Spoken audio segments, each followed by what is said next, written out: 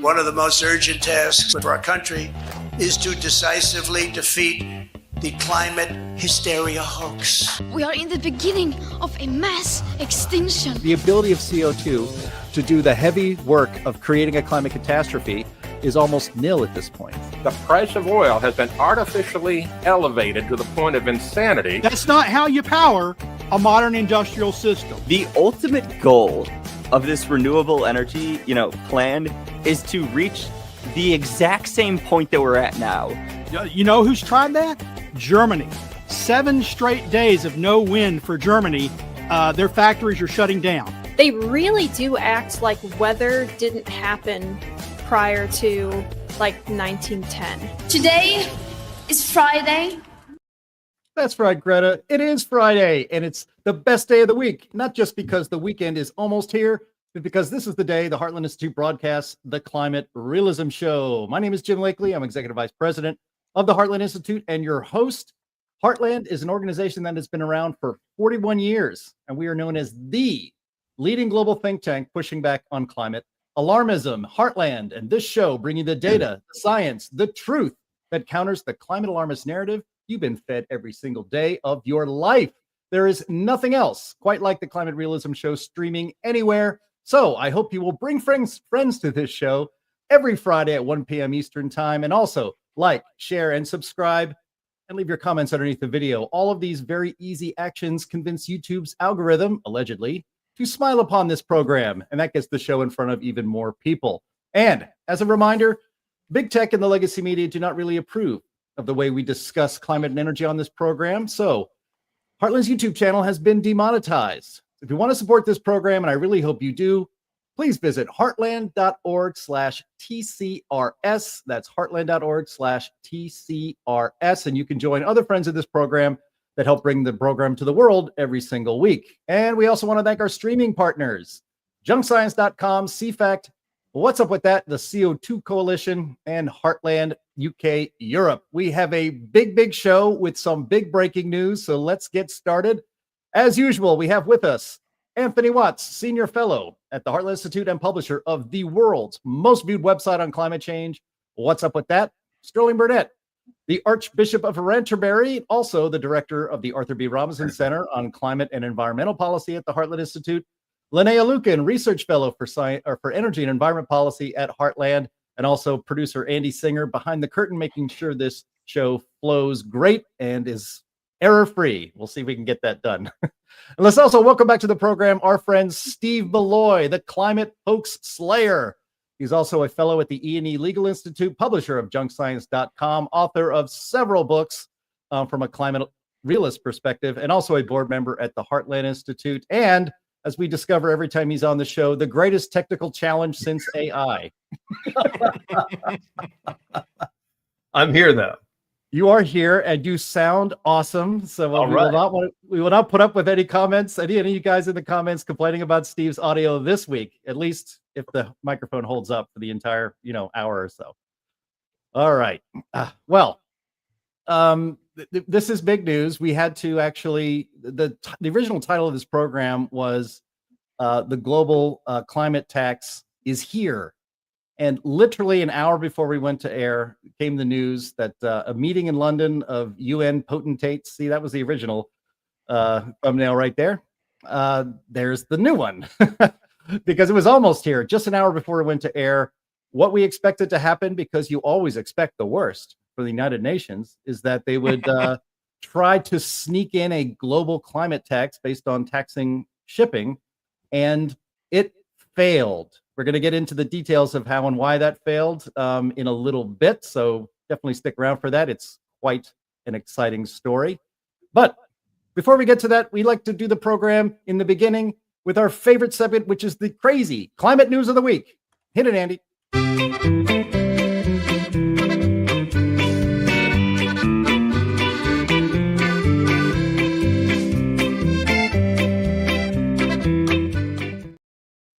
Excellent. Thank you very much, Bill Nye. All right. Our first item today, we're giving dolphins Alzheimer's. This comes from Anthony Watts' website. What's Up With That? Claim: climate change is giving Alzheimer's to Florida's dolphins. This is from What's Up with That author Eric Worrell, and it's a story from Vice, which I thought wasn't around anymore, but apparently it still is. Let me read a bit here for you. Well, here's a bummer of a story. Dolphins are getting Alzheimer's, and climate change might be the one driving them senile. That ultimately means that we are giving dolphins Alzheimer's, added to the ever-growing list of scary effects of climate change that are suddenly all rearing their ugly heads at the same time. A new study published in Communication Biology examining the brains of 20 common bottlenose dolphins that stranded themselves in Florida's Indian River Lagoon between 2010 and 2019 found they showed Alzheimer's-like brain damage. Dolphins that washed ashore during algal bloom seasons and had brain concentrations of a neurotoxin, I'm not going to try to pronounce it, that were an astounding 2,900 times higher than those that beached during less toxic times. Author Eric Worrell comments, so they took a bunch of dead dolphins which beached themselves during algal blooms and compared them to dead dolphins which beached themselves in other times and concluded that the algal blooms caused the problem. The study also claims that humans are at risk because of food chain amplification. Anthony, this is from your site. I don't know. This study seems a little fishy to me. Yeah, it's just, these guys, they grasp at straws. Anything they can get their hands on to try to prove that climate change is an impending disaster for life on the planet, or whatever it might be. They will latch onto it, come up with some bogus studies. In this particular study, it's not even good science. They completely missed the fact that there's all these problems associated with sewage contamination going into the ocean that is bringing all kinds of parasites and diseases and so forth to these poor animals. But no, let's ignore all that. It's climate change. Seriously, it is the biggest load of crap I've seen in probably months. Yeah, the nutrient loading is important for the algae blooms. It's critical. Warm waters, Florida's already warm waters. They're not appreciably warmer. My first thought was, well, have the dolphins just been getting it by contact with the older retired people in Florida? How do you know? But also, the main problem I have with the study is, well, how do you explain the beachings when the algal blooms weren't there? And, really, what is your database? How long is the history? How do you tie it to climate change? Because the algal blooms aren't tied to climate change. Yeah. So, it's not algae blooms or the toxins that are in the algae are not tied to climate change. There's no long-term history that shows that, a comparative history.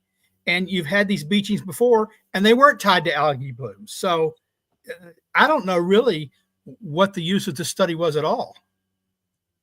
Yeah, if our commenter here, John Z, is correct, then if the article was written by a statistician, the Alzheimer's article, then we should get William Briggs here on it and see what he thinks about their p values or something, because I'm sure that they have something wild going on in that article.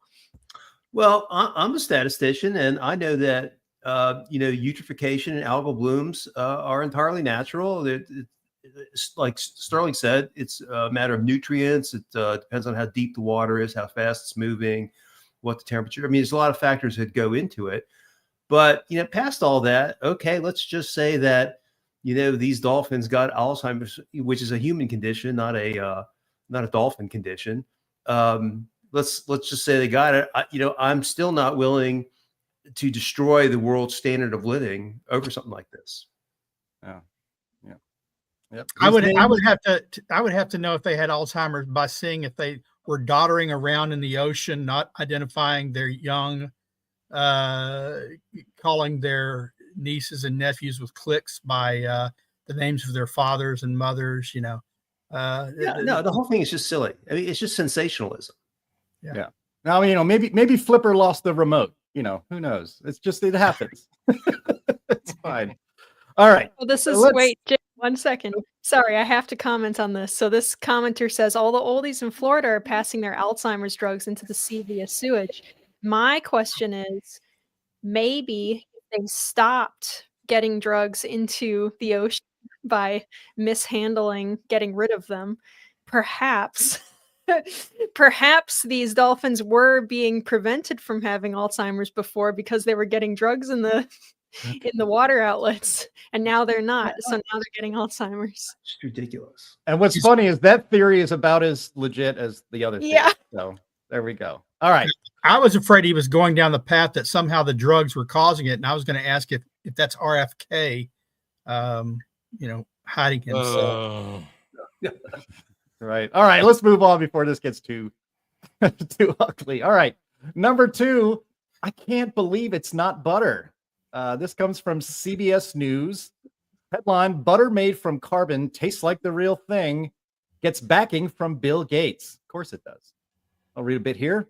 A company in Batavia, Illinois, which is up around where I live here in Illinois, is making butter in a way you've never seen before. No animals, no plants, no oils. This butter is made from carbon. The sustainability-focused approach has the blessing and backing of Bill Gates. It looks, smells, and tastes like the butter we all know, but it's made without the farmland, fertilizers, or emissions tied to the typical process. This unprecedented process is happening at the facilities of Savor in an industrial park in the suburbs west of Chicago. Here's how it works. Fats are made up of carbon and hydrogen chains. The goal is to replicate those chains without animals or plants.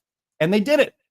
To put it in simple terms, Savor says they take carbon dioxide from the air and hydrogen from water, heat them up, oxidize them, and get a final result that looks like candle wax, but is in fact fat molecules like those in beef, cheese, or vegetable oils.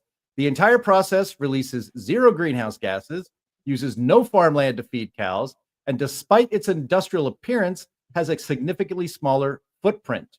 And the most important question, how does it taste? The answer is surprisingly like the butter we know and love. Yeah, sure. And this product is supposedly going to be available to the public to add to their pantries next year. Linnea, I'm a butter guy, no margarine. No, I can't believe it's not butter because I do believe it's not butter. So that's how that goes. Are you going to give this product a shot? No, I spend a stupid amount of money on the butter that I buy at the grocery store. I buy the fancy stuff, except for, if I'm making like mass amounts of whatever. So there's no way in heck I'm paying any money at all for something that's not even butter.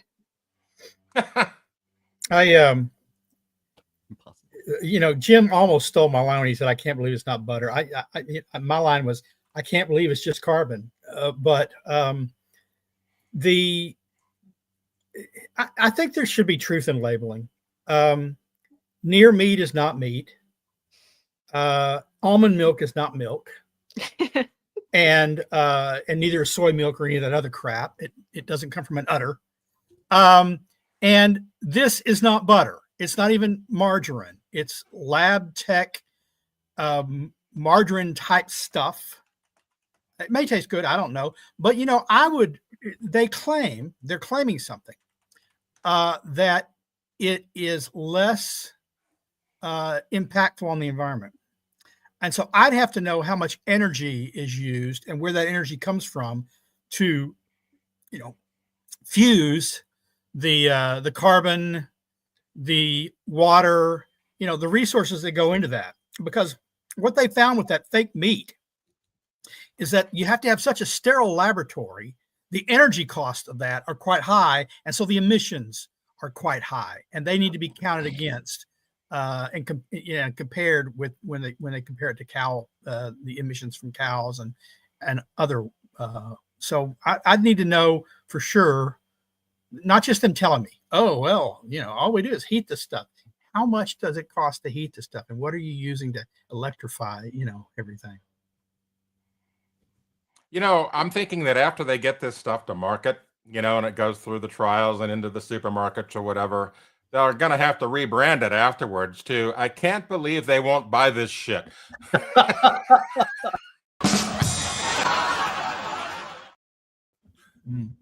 Yeah, look, Can believe that. I mean, what effect on the environment does making butter have anyway that we, that's so great that we need to, reduce it? It's just the whole thing is nuts. Well, I mean, it's this whole thing, and there's more Bill Gates coming up here soon along these same lines, but it's this whole idea that human activity is causing such a catastrophic climate catastrophe that we have to change the way we do literally everything to live in order to save it. And Bill Gates is a big believer in that.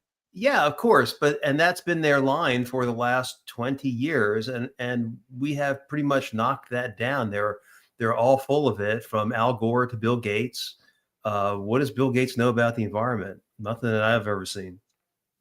Well, and I guess I would be more convinced by Bill Gates' humanitarianism and his work on the environment if he lived himself personally like he was concerned about the environment, as opposed to creating products for other people to live that way. You know, when he stops traveling in private jets, when he stops having tremendously large homes. I know he gives a lot to his charity, but he's not living in one of those tiny homes. No. He himself does not have a small carbon footprint.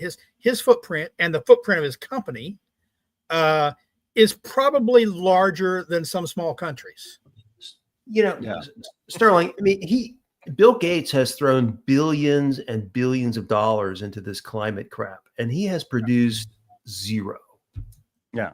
That's I mean, all look, you know about him. You know, did Bill Gates take a sailboat to Epstein's Island? No, he flew. He's a hypocrite. That's the worst. That's the worst sin. Oh my God. Yeah, I would say for sure that, you know, he's at the very least living Jason Isaac's proposed high carbon lifestyle for sure. Yeah. That's right. And that's fun. All right, let's move on to our next item here. Again, And all I know is if we get canceled, it wasn't me and my comment about it was Jim. For once, it is me. Yes, great. All right. This is why we'll never be monetized again. I can see the steam coming out of Andy's ears right now. All right. Our third item here, again, it's Bill Gates, global overlord.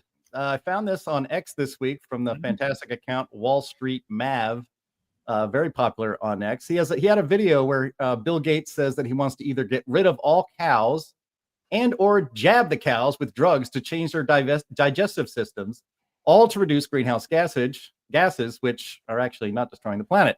And we've been meaning to get to Bill Gates's nutty obsession with cows and controlling the world for quite a while. This video kind of lays out a lot of his grand plans for you and me and billions of others. It's a couple minutes, but I think it's worth watching because he lays out his case like a Bond villain in a Mr. Rogers sweater. So go ahead and play that, Andy. Are about 5% of global emissions, which is pretty unbelievable. Wild. And if your goal is to get to zero, you don't get to skip the cows or the steel or the cement or, you know, any of those big areas. Cows and other grass-eating species have a digestion system that emits methane. And methane is a very powerful greenhouse gas. And so cows alone account for about 6% of global emissions. And so we need to change cows. So there's a whole class of solutions of making meat without cows. In terms of the cows, we pursued many solutions. So one is to vaccinate the cows in a way that their gut bacteria that emit the methane, which is the second most important greenhouse gas, you can vaccinate them and that species of bacteria isn't there. Of all the categories, the one that has gone better than I would have expected 5 years ago is this work to make what's called artificial meat. And so you have people like Impossible or Beyond Meat, both of which I invested in. Is it healthier for you or just healthier for the atmosphere? It's slightly healthier for you in terms of less cholesterol.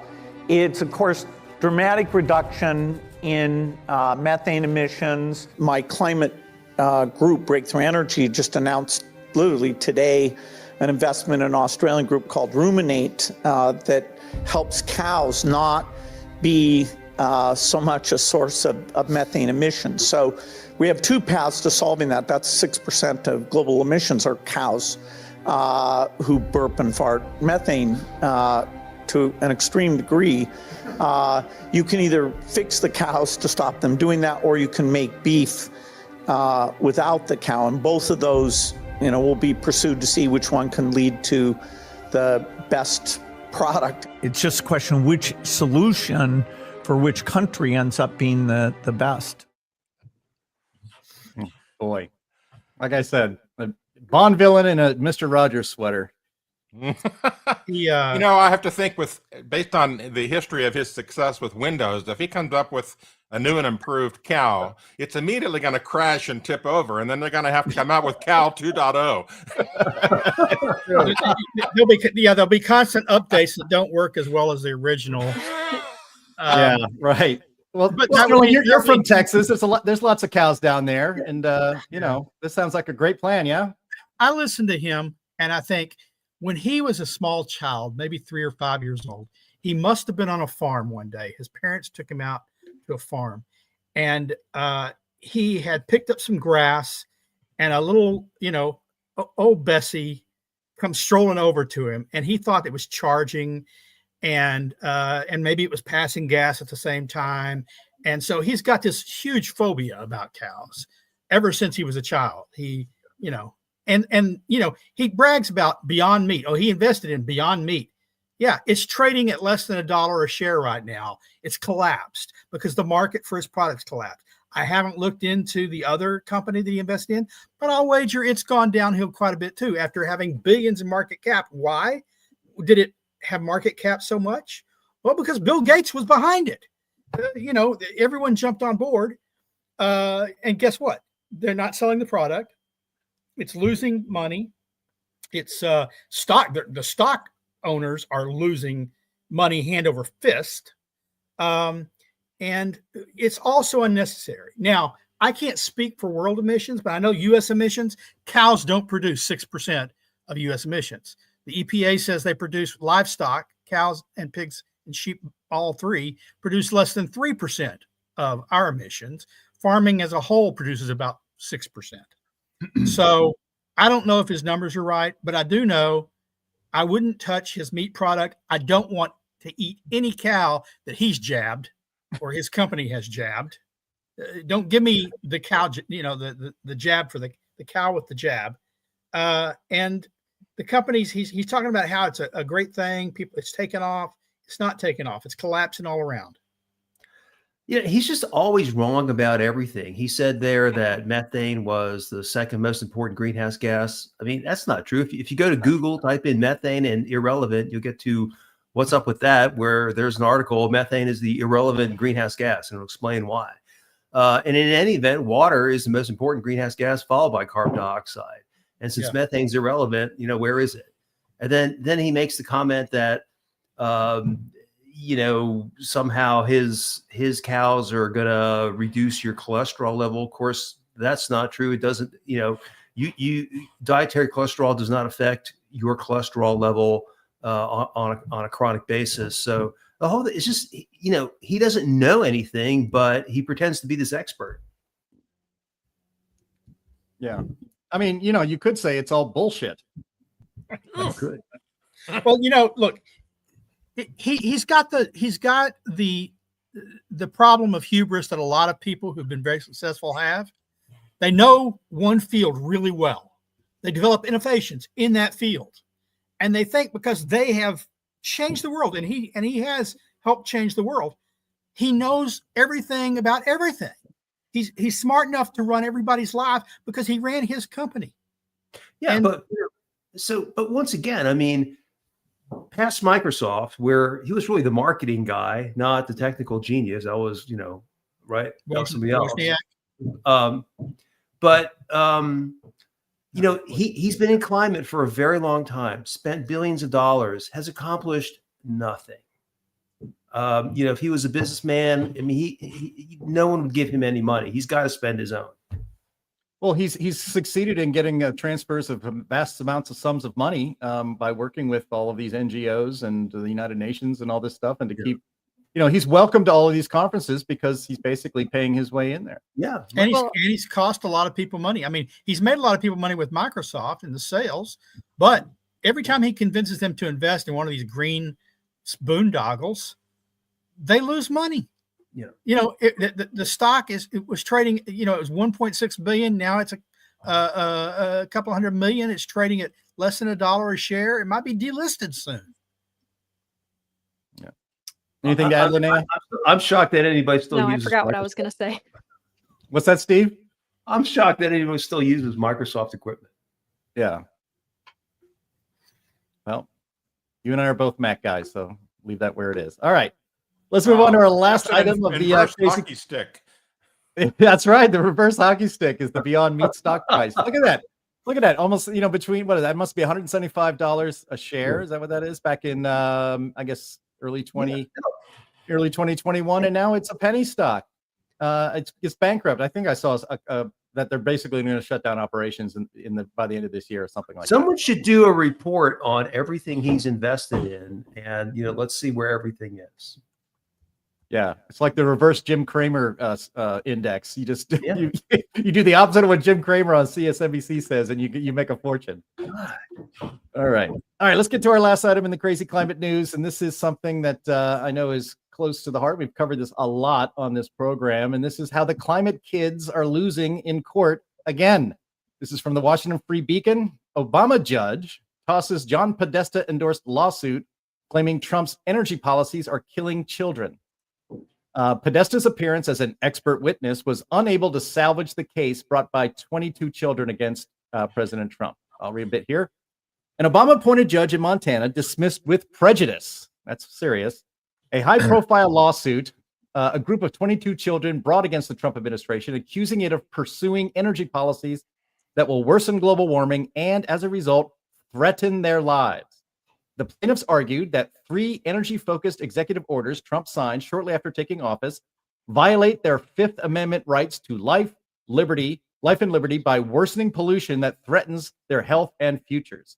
They said the actions escalate, quote, climate-related dangers and infringe upon their rights to personal security. Their complaint asked the federal district court in Montana to block implementation of the executive orders, something that would have potentially erased hundreds of policies a dozen separate federal agencies have announced since Trump took office. In effect, the complaint sought to reverse Trump's energy agenda. John Podesta, who oversaw Joe Biden's climate agenda, testified before the court in support of the lawsuit as a, quote, expert witness last month.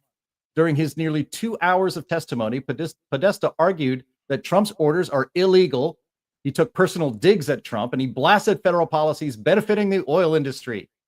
In his order Wednesday, however, Judge Dana Christensen wrote that the lawsuit, quote, amounts to hundreds of lawsuits bundled in a single case. He said the courts lack the authority to block the executive orders. Quote, while this court is certainly troubled by the very real harms presented by climate change and the executive order's effect on carbon dioxide emissions, this concern does not automatically confer upon it the power to act. Plaintiffs are effectively asking that this court order the United States to return to the environmental policy of the previous administration. Christensen continued, noting that such an injunction would not prevent the Trump administration from still pursuing its agenda to prioritize fossil fuels and suppress green energy using other means. Steve Malloy, you are an attorney, and if they think this is bad, wait till Trump kills the endangerment finding. Well, I got to hand it to this judge a little bit. I mean, he's obviously, a climate bedwetter. He, buys into the whole scare. He's just like, oh my God, this would require me controlling the whole federal government. And he's got to be the first Democrat appointed judge that hasn't said, yeah, I can't wait to do that. Right. So, kudos to him for backing off and realizing that this is really silly. The answer on all of these lawsuits is that, climate is obviously a political issue. There's no extant legislation or anything that allows anybody to regulate anything. So it's really it's going to be up to Congress. And of course, Congress is not going to, at least this Congress is not going to do anything. Even when the Democrats ran Congress, they couldn't do anything. No one can do anything because the whole thing is just ridiculous. So, these are just the last gasps of a dying hoax. And when you've got 25-year-old plaintiffs and you're calling them children, I mean, that should be a bad sign. Well, they also, they say, oh, it would take us back to Biden era policies. Well, the problem, one of the problems for them is that there is no evidence whatsoever that Biden era policies were going to prevent greenhouse gas emission rise and climate change if that's what's driving the rise. They'd have to take us back to the policies of the 1820s, to get us to where we need to be if you believe CO2 emissions are driving climate change. So it is ridiculous. The court is right. This is and always has been a political decision to be made by the legislature, and in particular, Congress of the United States, not any state legislature, not any state court. Why? Interstate commerce is intimately involved. You can't get around that. And Congress alone has the right, the authority, the delegated power to regulate interstate commerce, which, by the way, didn't mean regulate. It meant make regular. So states could trade with each other. By the way, just got to step back. I checked into Impossible Foods. Impossible Foods is also losing money hand over fist. Impossible. Yeah. And they say the valuation has declined because people are rejecting the food. They're so, it's not just what I find kind of astonishing about all these lawsuits is these judges, they're really kind of stupid. I remember when I was in college, we all looked down on people that wanted to go to law school. We thought they were kind of stupid. And, this judge, for just believing the hoax, is kind of like that. Yesterday, there is a judge in Louisiana, a state judge, who is holding up the permit for an LNG facility because someone's got to review its emissions. Well, that one facility, even if you believe in the hoax, there's no way that one facility makes a difference. So, what's the matter with these people? Can't they reason things out for themselves? Can nobody think anymore?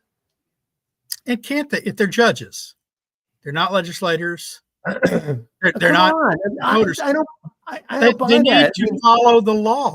That means they don't have this much intelligence. Well, Well, here, you're an attorney, Steve. I've always wondered, how the hell do they have standing to sue?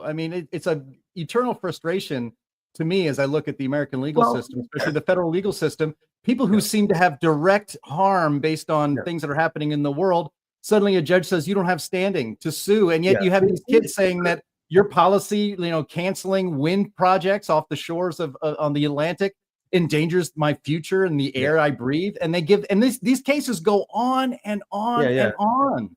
It's got to be special harm. It can't even just be harm. It's got to be special harm.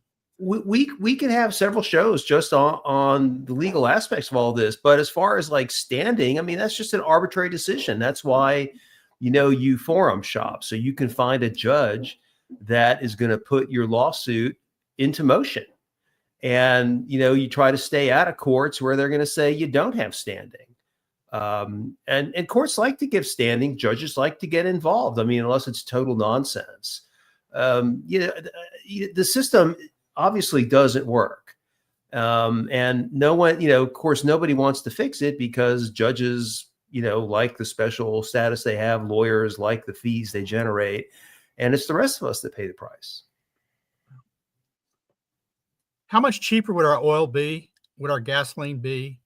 Or natural gas be? If these oil companies weren't spending inordinate amounts of money in court every year across the country on these worthless climate cases?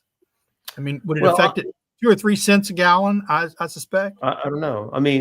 I would hope that it would just go to dividends for shareholders like me. I don't really.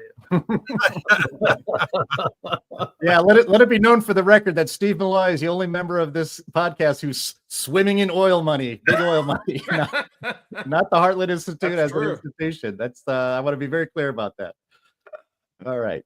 Okay, well, let's get going to our main topic today. It's a big one. It's big news. As I said at the top of the show, we were expecting a different result because the United Nations was going to impose via the International Maritime Organization, was going to impose taxes on global shipping, which would amount to a global carbon dioxide tax that everybody around the world would have to pay. But especially the United States, since we have the largest economy. So And literally about an hour and 10 minutes before we came to air, broke the news that the vote that we expected to go one way, in the bad way, imposing this tax, actually went the other way, but there's a very good reason for that. Andy, if you can bring up the story here from the BBC. Headline is Landmark Global Shipping Deal in Tatters After U.S. Pressure. So let's fill in the details here. A landmark deal to cut global shipping emissions has been abandoned after Saudi Arabia and the U.S. succeeded in ending the talks. More than 100 countries had gathered in London to approve a deal first agreed in April, which would have seen shipping become the world's first industry to adopt internationally mandated targets to reduce emissions. But President Trump had called the plan a, quote, green scam, and representatives of his administration had threatened countries with tariffs if they had voted in favor. Reflecting the pressure countries faced, the Secretary General of the International Maritime Organization, Arsenio Dominguez, issued a plea for this not to be repeated. In a dramatic conclusion on Friday, that's today, when countries should have been voting to approve the deal, Saudi Arabia tabled a motion to adjourn the talks for a year. The chairman said this would mean that the agreement was not approved, as key timelines for the treaty would have to be revised. The motion passed by just a handful of votes. Honorable Ralph Reagan-Vanu, Minister of Climate Change for the Republic of Vanuatu, said Saudi Arabia's motion was, quote, unacceptable given the urgency we face in light of the accelerating climate change, unquote. We came to London in reluctant support of the IMO's net zero framework. While it lacks the ambition that climate science demands, it does mark a significant step. Now, the UK and most EU nations voted to continue the talks, which would have kept the tax alive and probably passed. But some countries, including Greece, went against the European Union bloc and voted to abstain. The countries that voted in favor of adjourning the talks included Russia, Saudi Arabia, and the United States. Some key countries, including China, that had initially voted to support the deal in April, agreed to delay the proceedings. And curiously, island states, the Bahamas and Antigua and Barbuda, also changed their position to come on the side of Donald Trump and the United States. Now, Steve, this is surprising and very, very good news. If Kamala or Joe Biden were president, there would be right now imposed today a new global carbon tax. But with Trump as president, flexing his muscles, it's done for the year and maybe done for at least the next 4 years. Yeah, I mean, how awesome is it that not only did we not sign the treaty, but we threatened countries that agreed to sign the treaty with tariffs. I mean, that is just, wow. Let's do that to all the other, climate agreements.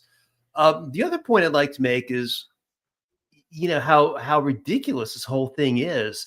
Over the last couple of years, there have been a handful of studies that have been published in, Nature and Science and, mainstream climate hoax journals, reporting that cleaner air helped cause the 23-24 warming spike.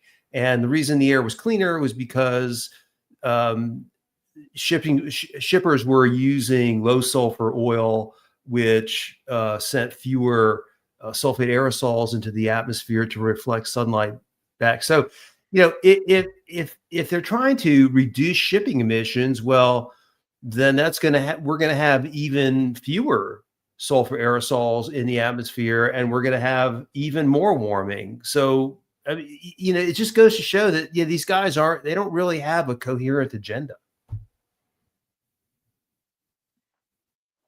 Yeah, plus that, it's been suggested that the aerosols from ship emissions had a factor in changing cloud cover. It just, they don't understand what they're talking about. They're just grabbing at straws. They're just trying to reduce any emissions because any emissions are apparently bad. That's all they think. Yeah. Well, yeah. And what I think about when I see this is I remember when after the election, people like the Secretary General Gutierrez of the United Nations and John Kerry and others would say, this changes nothing. The green agenda goes forward. We're going to save the planet. Well, I guess that isn't actually true. I guess Donald Trump can actually use the power of the United States for good and to stop letting us and the rest of the world and you and me, regular people, get bullied and ordered around by a powerful global entity to which nobody voted for and doesn't even have any legal authority. So this was going to be a treaty to agree to impose taxes, I suppose.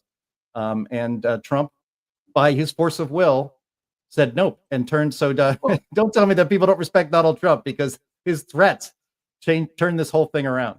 Sure Yeah, did. I mean, surprisingly, last night the Times of London came out against this, saying that, well, this is going to really be the first UN tax, and the UN has no sovereign authority over the UK, and Parliament hasn't voted on this, and the UK can't just impose this. So they, Keir Starmer, the UK PM, had agreed to it, but I guess he's changed his mind. Well, look, I thought the story indicated that he hadn't changed his mind, that the UK still supported it, but Greece and a couple other nations, but not the UK, rejected it. Yeah, the UK did wanted to go forward with it. Yeah, they did. So that's not Well, they're surprising. probably, who knows? I mean, now that the whole thing is falling apart, they can say, they can blame Trump and be, quietly happy that the whole thing failed. They could do the right thing by accident. Yeah, because Trump was going to impose tariffs on the UK. And trade restrictions. And so they can pretend to be green and blame Trump. That's fine. And we all win. I want to say this about the United Nations, because I saw, in the wake of the original news, I saw a lot of people online saying, oh, well, the UN is abandoning their charter. This is so wrong. The UN is, failing in their purpose. They're attacking, US sovereignty, and they're just spending our money and blah, blah, blah. And my point on that is, no, they don't fail in their purpose, because their purpose is to attack national sovereignty and to spend our money. Like, that's what they're there for. That is the purpose of the United Nations. Right. Yeah, maybe Trump can send some ICE agents to the UN building. Let's see how that goes. Yeah, No deport. offense, but it sounds like some fucking commie gobbledygook. well, if he did, some court would say he can't do that, and he could ignore it and just. Well, but he's not. They took down the fence in Chicago that they had erected, and he's playing ball until he gets a higher court. Yeah. To approve it, but still, my money's on Trump, Sterling. I can tell from all the hats behind you in the background there. Yeah, you got quite a collection of MAGA hats well, there. Yeah. He's got a long memory. He's going to remember everything, and he's got 3 more years. So Sometimes it feels like it's already been like a whole 3 year span. This year has been unbelievable. the pace at which things have changed, and the degree with which things have changed. I'm on this stream, and everyone's always, "Are you tired of winning yet?" Another big victory here, and the endangerment filing will be another big victory. These court cases are they're small victories in a bigger picture, right? They're additive. Each court case that gets declined puts pressure on other courts to say, look, there's a lot of courts that have looked at this and said this is bunk. And if they continue to disagree, then it'll have to wind up before the Supreme Court, where I don't think these environmentalists want those things to wind up at this stage. Yeah. All right. Well, if you haven't done so already, all you men and women in the chat, leave your questions in there for the panel. We'll get to them at Q&A here in just a moment. But before we get to questions and answers, I want to say something about the sponsor of this here live stream, Advisor Metals. Now, if you listen to a lot of conservative shows, you hear tons of pitches for buying gold, silver, and other precious metals. There are so many companies out there, but we want to tell you why you should trust our sponsor, Advisor Metals. And it's the man who runs the company, and his name is Ira Bershatsky. Ira is the managing member of Advisor Metals, and he doesn't employ the high-pressure tactics or deceptive marketing ploys that you see often in big gold. He also doesn't deal in so-called rare coins. When you buy gold and other precious metals from Advisor Metals, you're dealing in quality bullion. That is so much better when the time comes to liquidate this very valuable physical asset. And when you buy from Advisor Metals, you will have your investment sent directly and discreetly to your home. By the way, Ira is advertising on our program because he is an America First patriot. He doesn't donate to Democrats. He refuses to work with proxies of the Chinese Communist Party. And he, like us, abhor the machinations and schemes of the United Nations and the World Economic Forum. And so we are very proud to have Advisor Metals as a sponsor. So if you want to diversify your portfolio, if you want to back up your IRA with real physical bullion of precious metals, go to climaterealismshow.com/metals. You can leave your information there for Ira, and he will make the process very easy for you. Again, go to climaterealismshow.com/metals and be sure to tell them who sent you, because that helps us and this program while you're helping your financial future. All right, let's get on to our second favorite part of the show, I suppose, which is Q&A. Take it away, Linnea.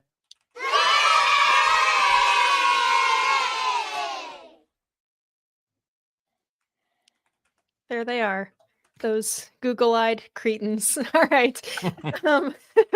Okay, so our first question that we have is from Mike, who I don't think I've seen in the chat before, but welcome, Mike, if you are new, and I'm sorry I didn't see you before if you have been here before. But he asks, where is PETA on the idiocy? I think this is with regards to the Bovar, cow feed additive and stuff. Sounds like unfettered experimentation on animals. Well, they don't. The near meat stuff doesn't experiment on animals. They've got cultures that they work this stuff up from in a lab. No, I think he's talking about like the feed additive to get rid of methane in the stomach of cattle. Yeah, they don't care. I don't think PETA's taking a stance on that. So long as they're fed that additive or given the jab humanely. I'm pretty sure that PETA objects to all use of animals. Yeah. So it doesn't matter what you do to them; they don't want you using them or eating them. Well, yeah, of course. like that's what I'm saying. Yeah. All right. Nothing as it seems. Our good friend here asks, why is Gates buying up so much farmland? Well, maybe he needs spaces for his new and improved cows. I don't know. I think a lot of this stuff is just, Gates has a lot of money and a lot of time, and he enjoys investing in his hobby projects, and his hobby projects happen to be bad for for us. So maybe he thinks that if he controls agriculture, he will reduce emissions some way, leaving it fallow, not farming it. It could be that for the same reason that Chinese are trying to buy American farmland. They want to control us. They want us to have less. Yeah. I mean, in fairness, a lot of Gates's properties are like test plots where they do crop rotation, that kind of experimental agriculture, which is like thousands and thousands of years old. But that's most of what he's doing out there. But yeah, it's just creepy. I mean, I think he's removing land from productive use. And he's got this net zero mentality. Anything you can remove from, productive use and emissions is good for the planet. Of course, he's not the only billionaire doing that stuff. Yeah. Well, yeah. And China has its own agenda. So, farmers are selling out to the renewable energy industry, and we're losing farmland.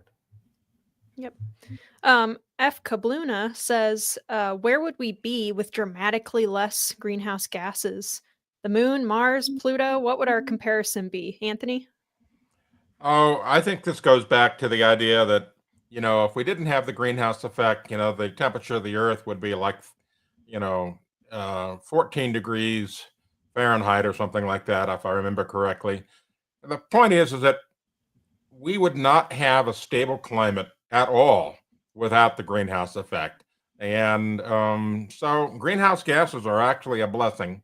We're getting a little more of them, but they don't seem to be doing much.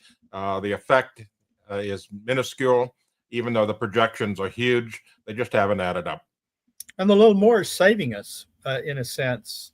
During the Ice Age, not the little Ice Age, but the real Ice Age that we came out of about 12, 18,000 years ago, during its depths, we were down to 180 parts per million CO2, 30 parts per million. And that's from a highs of more than 5,000 parts per million. Over time, it's just drawn down into carbonaceous rock and the oceans. And as that happens, there's less CO2 for plants. And if it got 30 parts per million less, plants can no longer photosynthesize, and life on Earth as we know it dies. I'm not just talking about humans. I'm talking about all the animals that rely on it, all the pollinate, all the insects. Eutrophic plants would be what was left. Yep. Last time CO2 levels were this high, sea levels were 20 feet higher. I think about that for a while, and then do emissions really matter? All right. Wheelman asks, I've heard that the metric they use to evaluate climate change is a 30-year rolling average. If so, wouldn't that be far too short a sample to draw conclusions from? Anthony? Well, let me take that because I have a little bit of a backstory that you're not going to believe. This is going to blow your mind. Jim Goodrich, who was my mentor in getting started in all of this, was the former state climatologist of California. He's since deceased. But he taught me all sorts of things. And one day I asked him that very question, why 30 years? And he said, and I quote, "It's because the forms we had available back then on paper only had 30 lines." That's what he said. Science. Well, because they were using monthly forms, 30-day forms. And so they just basically expanded that to years, because back then they didn't have computers when all this got started. So, the monthly became the yearly period of 30 years simply because we had a convenient form to write it on. So, Anthony, that's like everything else climate, just arbitrary. Why 1.5? Why 2.0? Why anything? Why 1850? Yeah. Yeah. And those forms initially, of course, had 31 days to accommodate all months, but 31 years just didn't sound right. So 30 years became the norm. Yeah. And the truth is, I've always thought this about, when they talk about climate change, they're always saying it's global climate change. But the globe is made up of a lot of different regions and areas, a lot of different ecosystems, biospheres. And if you look around, what it is really is regional climate change. There is the globe, there are a lot of regions that aren't changing that much. Yeah. So it's not global change, it's regional change. And the regional change can be impacted not just by CO2, CO2 would be a global issue, but by all sorts of things that humans are doing, like logging in the rainforest, or slash and burn agriculture on the mountains in Mexico, putting soot on the glaciers. That affects the climate there. It changes it. Yeah. But it's not global climate change driven by CO2 emissions. My pushback before we get, too off the rails here is that pretty much all standards of measurement ever are technically pretty arbitrary. I mean, look at the history of how the meter was invented. So it's just that human beings, we have to pick a number. Like, you have to pick something, and we're not robots. So we're going to pick something that's functionally useful to us. In the case of the meter, it's, here's the stick that we have. This is what we're going to use from now on. And in the case of the 30-year rolling average, this is the documentation that we have available, or the ability to document that we have available to us. This is what we're going to use. Let's go with it. Yeah. So I don't think it's bad. That's all fine. But, when you talk about these things, it's useful to define your terms and why you have them. And there's a lot of things that are arbitrary that people think are science-based, especially like the 1.5 and 2.0 goals, right? So, there's just a lot of arbitrary stuff built into this, but people think it's science, and it's not. All right. We have a question from Robin over on X, who says, how can we overcome pernicious influence of the United Nations when it comes to open borders, WHO lockdowns, etc.? Steve? Get out of it. Stop funding it. Look, the United Nations, the history of the thing is that it was formed, as World War II was winding down. and the U.S. staff assigned to develop, to organize the UN and the World Bank and the International Monetary Fund were Soviet agents like Alger Hiss and Harry Dexter White, who was the #2 Treasury official in the Roosevelt and Truman administration. These guys were Soviet agents organizing this stuff, for on behalf of the Soviets. And the fact that, these organizations have never accomplished anything. The World Bank has spent untold billions of dollars. Where have they eliminated, reduced, done anything to poverty? It's just, it's just a wasteoid as far as everything is done since World War II. CO2 emissions and the Green Revolution by what was the agriculture, the guy that won the Nobel Prize for Agriculture? Borlaug. Borlaug, yeah. Norman Borlaug and CO2 emissions have done more to reduce poverty than the UN's ever done. Yeah. Yeah. And just technology and fossil fuels. That's what's moving the world ahead. It's not any of these, international do-gooder groups. And, the UN and all the rest have this, polluted heritage to start with. They weren't designed to succeed. They were designed to do something else. Well, they were supposed, at least in theory, it was to stop wars, to prevent future wars. But we know how that's worked out, right? Yeah. The only thing that's we've developed to stop wars is nuclear weapons. That they have, there are little wars here and there, but they basically keep the peace. Nuclear weapons and Donald Trump. Nuking hurricanes. That's right. All right. Walter says, wouldn't Trump's rhetoric against climate alarmism be improved by using actual talking points rather than just calling it a hoax? My pushback on that would be no. The climate hoax phrasing works, and here's why. It's easy for us who are, neck deep in the science and everything to get frustrated with this phrasing because we're like, well, the climate does change, so it's not really a hoax that climate changes. But the left is not using the term climate change to address natural and anthropogenic climate change. They're using it, or they're not using it that way. They're using it to also package in all of their policy decisions, all of it. And they can switch that use of the term on and off at will. And they do. And you can watch them do it in a single paragraph in a Guardian article. So when he says it's a hoax, he is talking about the entire industry of climate, which is a hoax, which is, a scam and everything. So it's completely appropriate. That's a con. He also called it a con job at the UN. Yeah. And one of the reasons that when he uses those terms, not only is it largely accurate, but it catches attention. People, just like there's a reason why when politicians talk about crime, they don't talk about details. They talk about generalities. They show somebody getting out of prison. They say, he's going to kill you. And that politician supported it. And that's all you know about their position on crime. You got to catch people's imagination. And if Trump does anything well, it's that.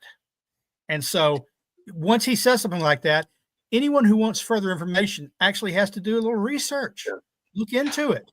Yeah, people's eyes will glaze over if you start, because you can't fit climate science on a bumper sticker. Yeah. You have to. Yeah, look the left has owned the language, especially with the environment, since it began. And conservatives have always, one of the reasons that, we have had trouble, it's taken so long to win is because, the scary stuff makes headlines and they have clever language to do it. And all we have is paragraphs worth of explanation, paragraphs, pages, books. And that's a lot harder to communicate. I'm more than pleased that President Trump has, found two words, climate hoax, that communicate the issue. All the MAGA people understand climate hoax. That's fantastic. That's half the battle right there, to get the people on your side understanding what you understand. And, whether if all they know is climate hoax, well, that works for me. I mean, I don't expect people to spend as much time as we do learning this stuff. Yeah, and he has been effective, tremendously so. This article at Politico has something, a subtitle that I never thought I would see. Climate change is out. Energy affordability is in. For Politico to write something like that, that's a sea change in thinking. Yeah. I mean, the lead there says climate policy is unfashionable in 2025 among Democrats. Yeah. So we're winning. Guys. And you called for it never really came up during the campaign, climate anyway. I mean, Trump talked about energy. Kamala Harris really didn't, but there was no climate talk. And the New York Times earlier had a similar headline like that. I follow this stuff very closely every day, as everybody else does.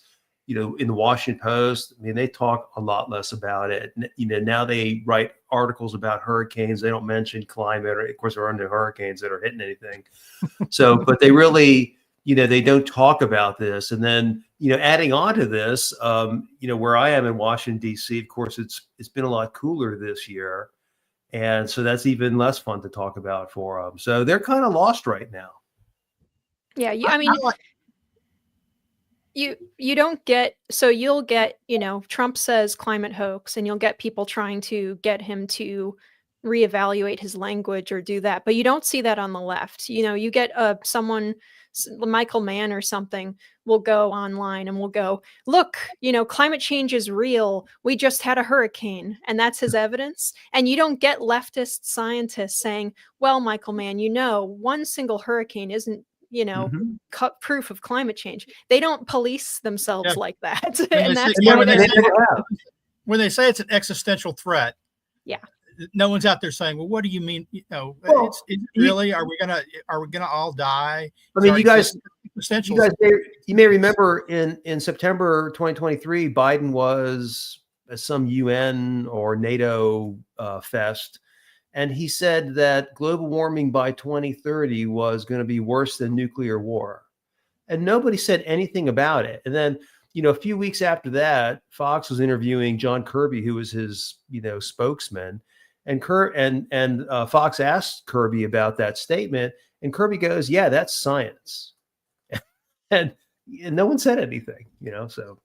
Yeah. I mean, Donald Trump has gotten the Pentagon out of the climate change business. He's gotten the EPA out of the climate change business. They're back to there you go. They're back to protecting the environment. Yeah. So enjoy a lot. Sometimes you don't realize you're in the good old days. That you're in your salad days. Enjoy every day that this agenda is being rolled back. What I thought was telling about that article. Oh, sorry. No, go ahead. What I thought was telling about. I like that they use the word fashionable. Because that's really what climate change is. It's a fashion statement.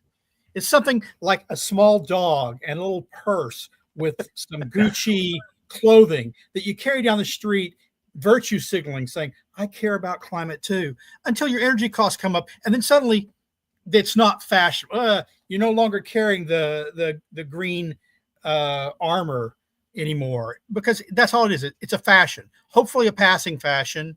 As soon as enough time passes and enough disasters don't happen, that sadly what will happen is the same progressives and leftists, socialists that are pushing this will then just move on to another environmental cause or another cause.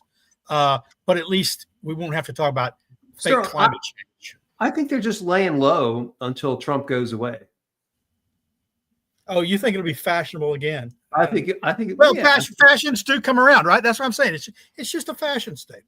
I think it's going to come back, and that's why it's important for the Trump administration to take action to make that as difficult as possible. And for Republicans to have the right man or woman replacing Trump when his term's finally over.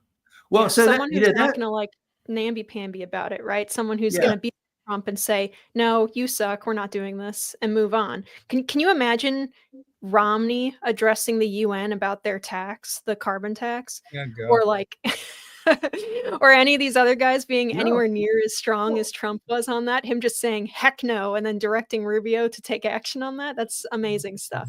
Well, so and that's the thing, with Trump actually has a little bit of depth. I mean, you can tell he's at least made some,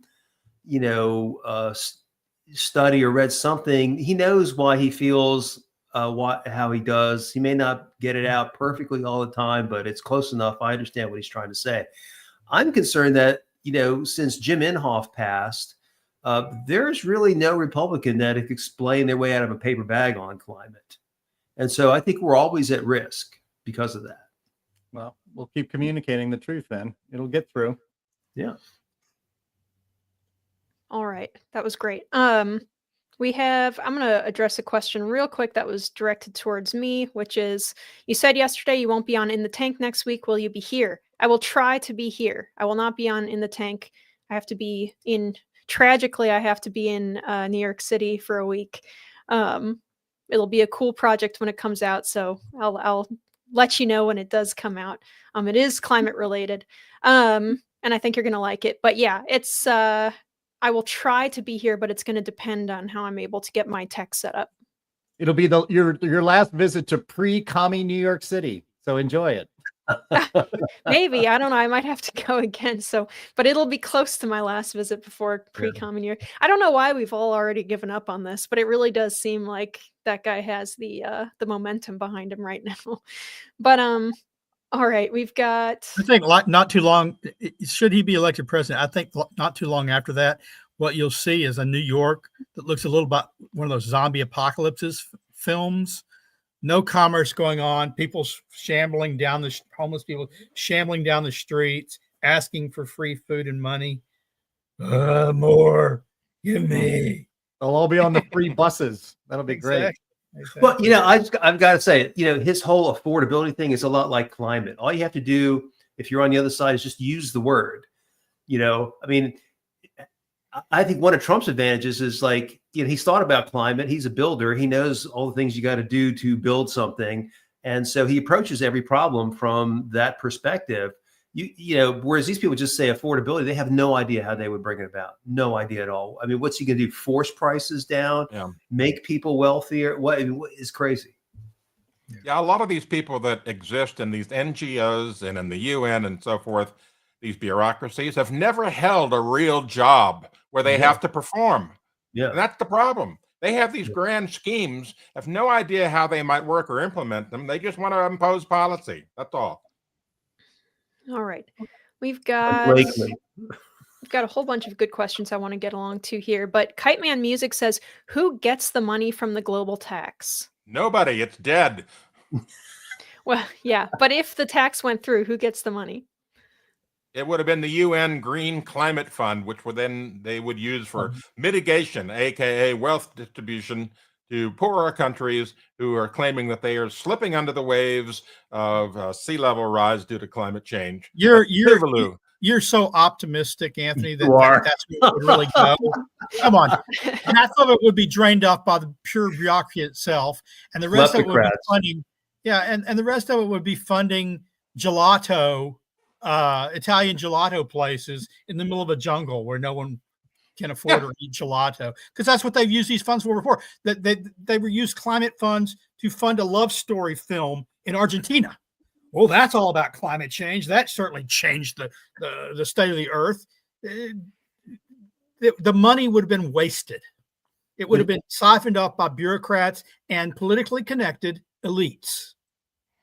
Yeah. The short answer is the usual climate grifters. That's exactly kleptocrats and people who live in control tyrannical governments. That's it. Yeah. Spinning that to the whole story we had earlier about the cows, we can basically say their whole viewpoint is grift. It's what's for dinner. Yeah. Yeah. So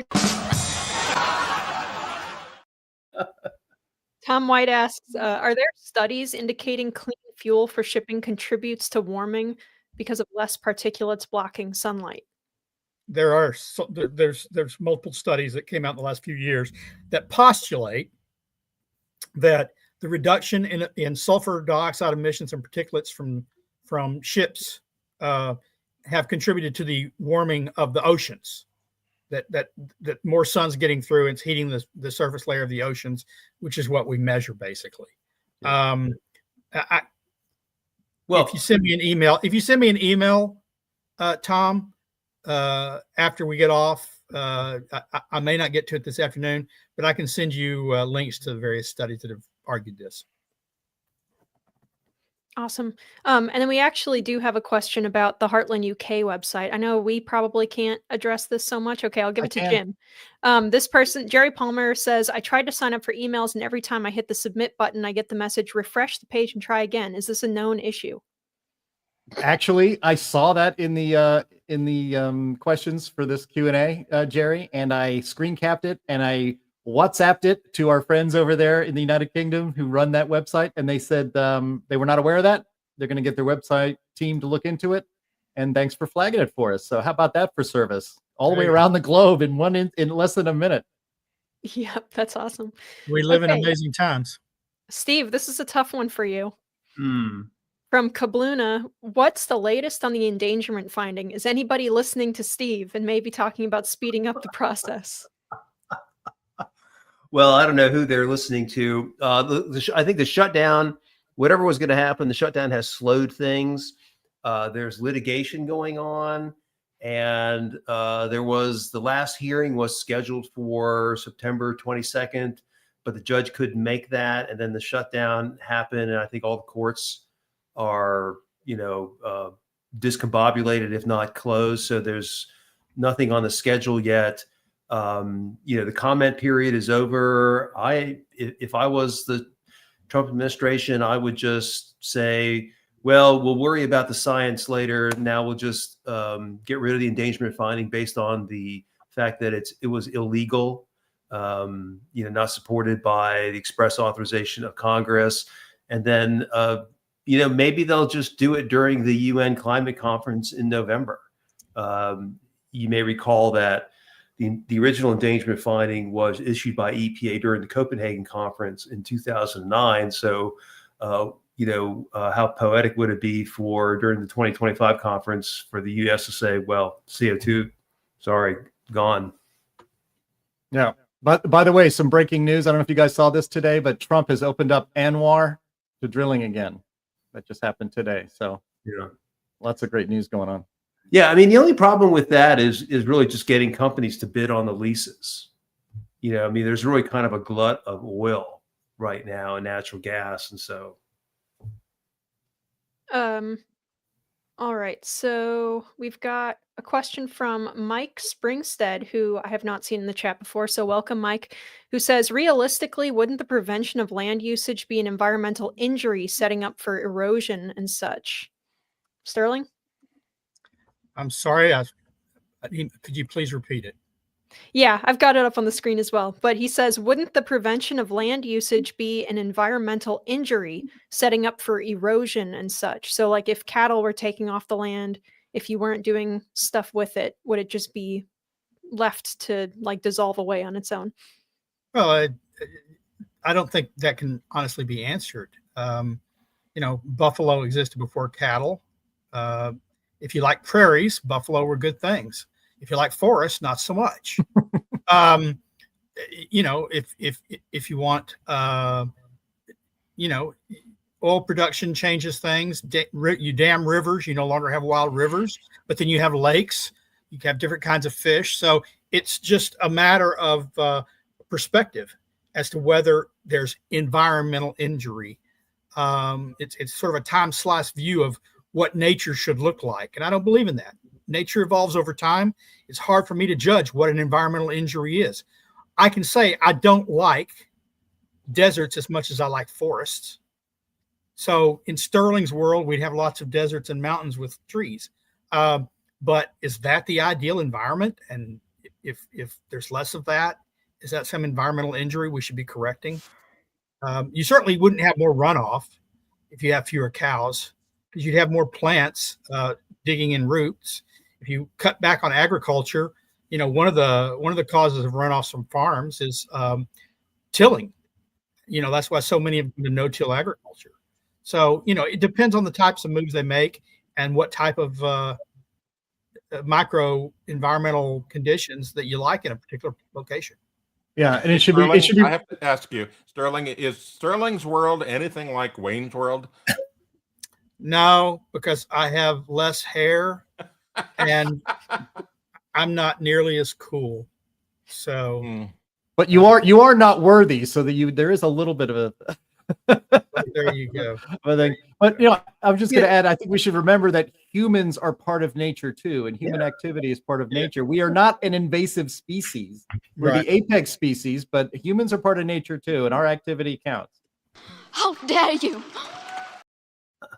And I'll just add that privately owned land is typically taken care of better than publicly owned land. Yes. Because you got people that owners have an interest in their land. The government has no interest except just accumulating stuff. Yep. Perfect example of that happened in Chico, California, where back around the 96, 95, they started coming up with a way to circumvent a new high school being built on a plot of agricultural land, which was used for grazing. And they came up with this thing called meadow foam, Butte County meadow foam, which they created out of thin air, literally. They found this one particular subspecies of a subspecies, and then they got it listed on the endangered species list, right? And so this farmland that had been used for cattle grazing basically was all now off limits for building. So in order to be able to get some things done, they had to provide some mitigation stuff.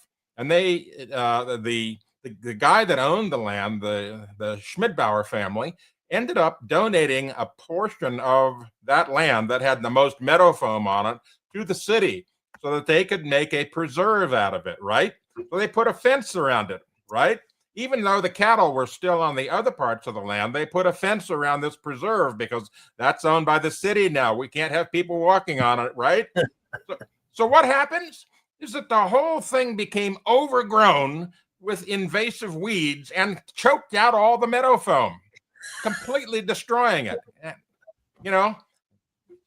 Government at work. Cases. Yeah. Well, look, you've got another, great example with when Mount St. Helens exploded, right? Anyone who's ever looked at the national forests that were not, they decided to let nature take its course. Lots of them still look like moonscapes over there. The earth hardened with rain. It became like concrete, so trees weren't coming up. The surrounding private and state lands, on the other hand, were quickly reseeded and reforested. Where spotted owls don't do well? On federal lands after Mount St. Helens in the region. You know where they do well? Well, the adjoining state and federal lands. And now, of course, the feds don't like barred owls, so they want to kill the barred owls to save that particular species. And then, all these wildfires in California, for example, they occur on public lands. They don't occur on private lands. They occur on public lands where there's been no forest management. Yeah. Sterling, I have a story about barred owls, but I'll save it for after the show. But I have great experiences with the barred owls. All right, so we have a couple more questions here that I want to get to. One of them is this one from Alan on X, who says, is the U.S. self-sufficient in oil now? Well, I mean, I can answer in that self-sufficiency in oil isn't a matter of material presence of oil. It's a matter of choice politically. We import oil to the East Coast because we're not allowed to ship our own oil to the East Coast. Because they block off pipelines and stuff. Yeah. So I have the answer right here. I looked it up under the Energy Information Administration. It says the United States has been an annual net total energy exporter since 2019. Yeah. So I'd say we're self-sufficient.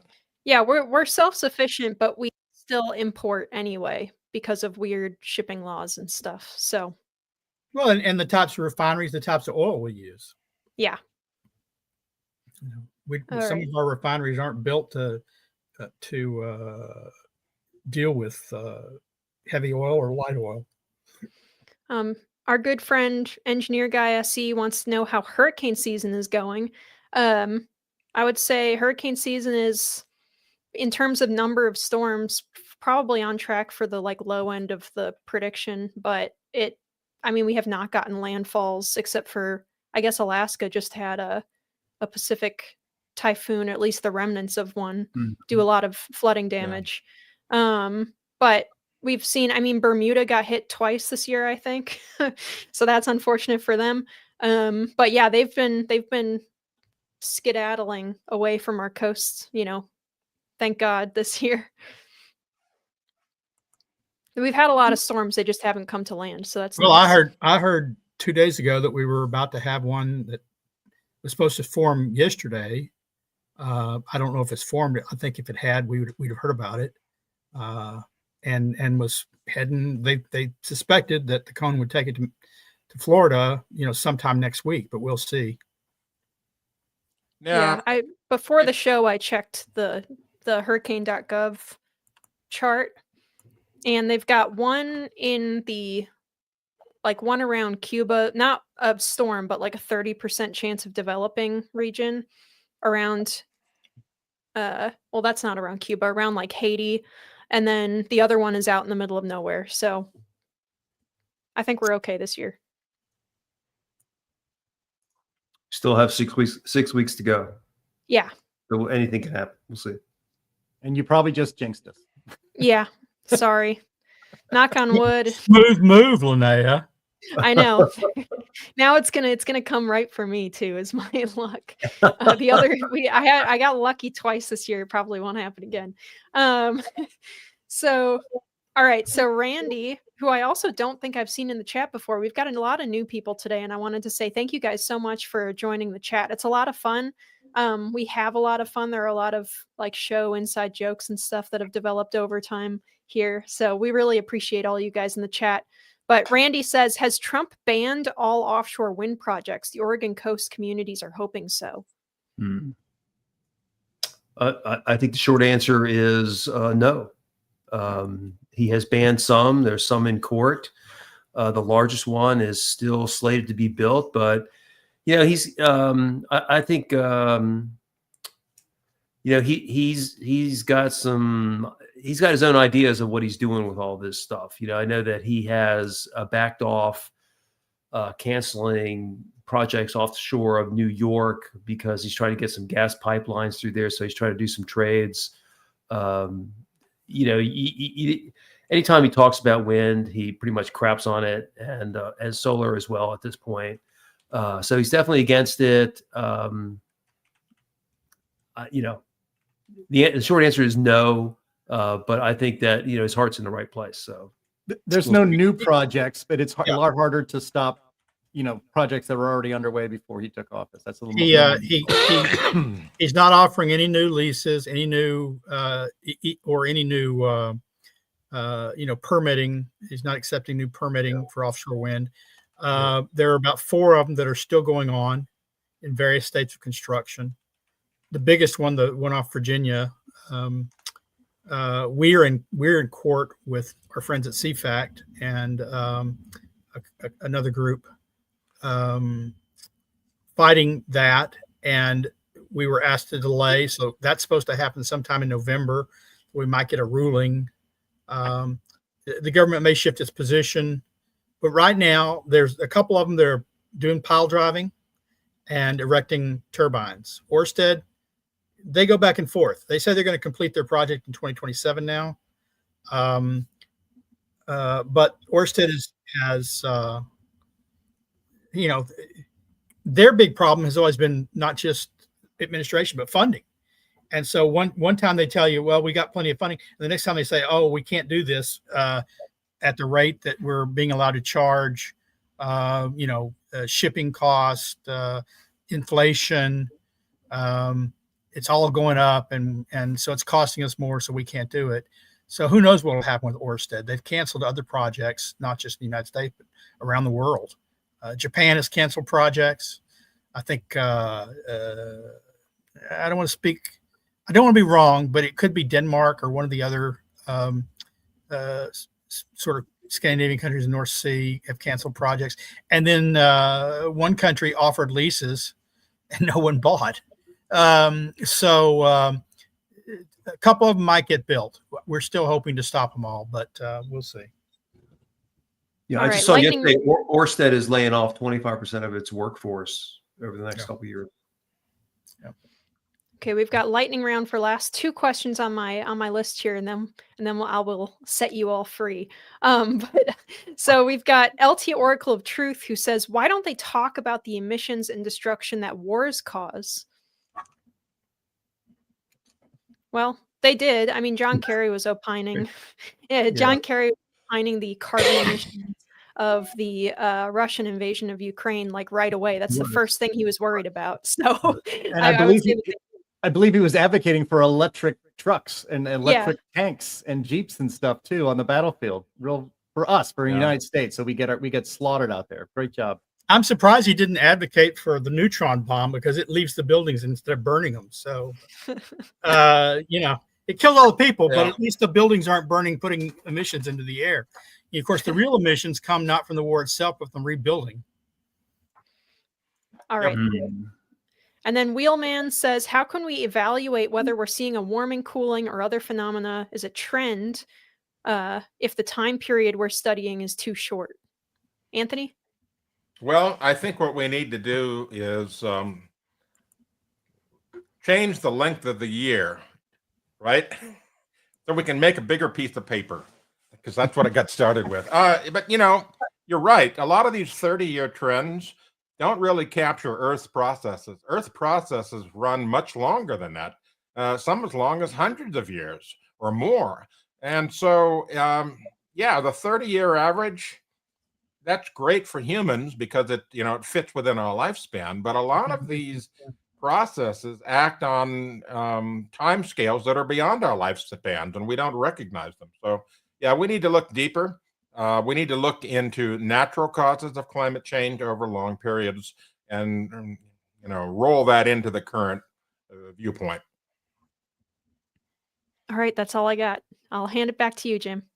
All right, that will do it for today's Climate Realism Show. I want to thank our very special guest and friend, Steve Malloy, for being on here with us to share the very good news that we narrowly avoided a global climate tax, but we will keep our eye on that. It should never, ever happen. I want to thank our streaming partners, junkscience.com, CFACT, CO2 Coalition, Climate Depot, What's Up With That, and Heartland UK Europe. Thank you, Linnea, Anthony, and Sterling for being on the show, as we usually are. It was great to see you again all today. Always visit climaterealism.com. That's where you can see us producing materials, or stories, I should say, countering the climate alarmism that is infected the mainstream media. Go to climateataglance.com, and in fact, go to amazon.com and buy the new second edition of Climate at a Glance.